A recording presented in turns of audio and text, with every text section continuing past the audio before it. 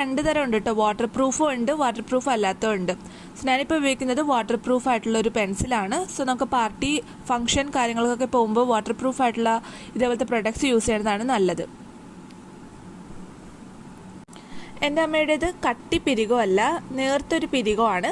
So അത് ഞാൻ നല്ലപോലെ ഡിഫൈൻ ചെയ്ത് കൊടുക്കുന്നുണ്ട്.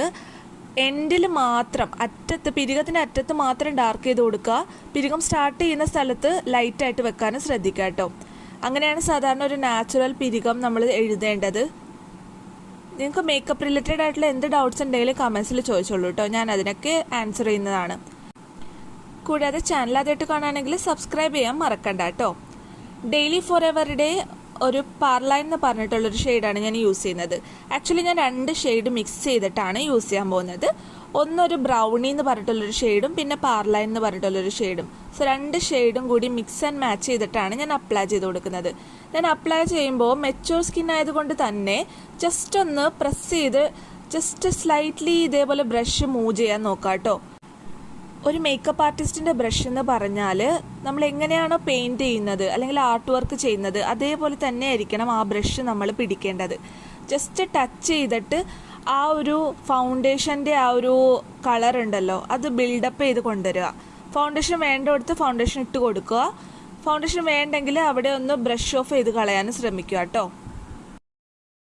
നമ്മൾ ഈ ഫൗണ്ടേഷൻ്റെ അടിയിൽ എൽഫിൻ്റെ ഹാലോ ഗ്ലോ ഇട്ടിട്ടുണ്ടായിരുന്നു. ആ ഹാലോ ഗ്ലോവും ഫൗണ്ടേഷനും കൂടി ഇങ്ങനെ മിക്സായിട്ട് ആ ഒരു ഗ്ലോ വരുന്നത് കാണാൻ പറ്റും. സോ എന്തായാലും നിങ്ങൾ മെച്യൂർ ആയിട്ടുള്ളൊരു സ്കിന്നാണ്, 30-35 വയസ്സിന് മുകളിലുള്ള ആളുകളാണെങ്കിൽ ഇതേപോലെ ഹൈഡ്രേഷൻ കൊടുത്തിട്ട് വേണം നമ്മൾ ഈ പ്രൊഡക്ട്സ് ഒക്കെ അപ്ലൈ ചെയ്യാൻ. നല്ല പോലെയുള്ള ഹൈഡ്രേഷൻ ആണ് കേട്ടോ മെച്യൂർ സ്കിന്നിൻ്റെ ഏറ്റവും ഇമ്പോർട്ടൻ്റ് ആയിട്ടുള്ളൊരു കാര്യം. സോ കഴുത്തും മുഖവും മാച്ച് ചെയ്യാൻ ശ്രദ്ധിക്കണം. കൂടാതെ ഷെയ്ഡ് ഒരുപാട് മാറിപ്പോണ്ടിരിക്കാൻ ശ്രദ്ധിക്കണം. ഞാൻ ഫിറ്റ്മിയുടെ മീഡിയം കൺസീലറാണ് ഇവിടെ യൂസ് ചെയ്യുന്നത്. കളർ കറക്ഷൻ ഒന്നും ഞാൻ ചെയ്യാൻ നിന്നിട്ടില്ല, കാരണം ഒരു സിമ്പിൾ ലുക്കാണ് ഇന്ന് അച്ചീവ് ചെയ്യാൻ നോക്കുന്നത്. പാർട്ടി മേക്കപ്പ് ഒക്കെ ആണെങ്കിൽ കുറച്ചും കൂടി ഒന്ന് അണ്ടർ ഐ ഒക്കെ ഒന്ന് നമുക്ക് കളർ കറക്റ്റ് ചെയ്യേണ്ടി വരും, ഡാർക്ക്നെസ് ഒക്കെ ഒന്ന് മാറാൻ. ബട്ട് ഞാനിവിടെ വളരെ സിമ്പിളായിട്ടുള്ളൊരു ലുക്കാണ്, എല്ലാവർക്കും ചെയ്യാൻ പറ്റുന്ന ഒരു സിമ്പിൾ ലുക്കാണ് ചെയ്തിട്ടുള്ളത്.